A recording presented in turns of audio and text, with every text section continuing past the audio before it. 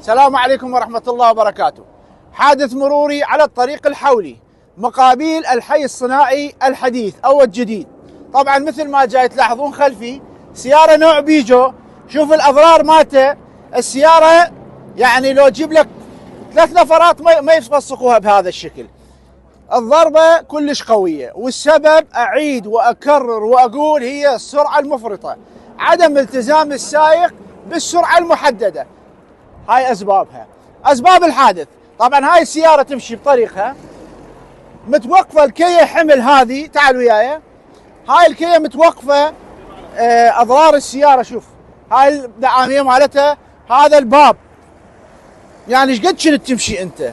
تفضل، هذا الباب، الكية متوقفة بمكانها على الكتف الترابي، ما عنده أي مشكلة.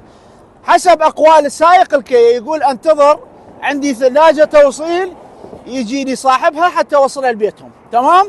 يجي هذا ابو البيجو الظاهر نعسان تعبان ما ادري، بسرعه مفرطه وعدم انتباه للشارع، والظاهر نعسان نايم ماخذه بيد السياره، مصطدم باب الكيه، وهذا نقطه الاصطدام، شوفه مصطدم باب الكيه، وهاي هي الاضرار.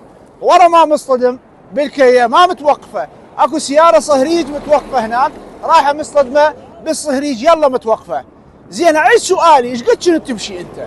يعني احنا نعيد ونكرر ونقول السرعه هي سبب المشاكل اخواني، لطفا يعني جاي نكرر ونقول السرعه، التزامك بالسرعه حتى وان كنت تفقد السيطره على السياره يصير حادث، ما اقول لك يصير، بينما ماكو هيك اضرار. الحمد لله والشكر السائق ما بيشي، يعني يمكن اقول امه داعت له بالخير من الصبح، يعني على هاي الاضرار السائق الحمد لله والشكر كل شيء ما بي، لا متصوب، يعني ما شاء الله كل شيء ما بي. بس رسالتي الاخوان السواق اهلنا وناسنا، الالتزام بالسرعه المقرره، واي شخص يعرف بنفسه نعسان او مريض ما يقدر يقود لا يقود المركبه. اذا نعسان توقف، غسل وجهك، كم حركه رياضيه شويه، حركات سويديه، واذا ما نفع لا اطبق سيارتك، نزل الكوشن، نام 2 3 ساعات، تتأخر أفضل أنه ما توصل. إخواني، الالتزام بالقوانين والأنظمة المرورية لمصلحتكم، نتمنى لكم الموفقية، الله يبعدنا ويبعدكم من شر الحوادث المرورية. شكرا جزيلا.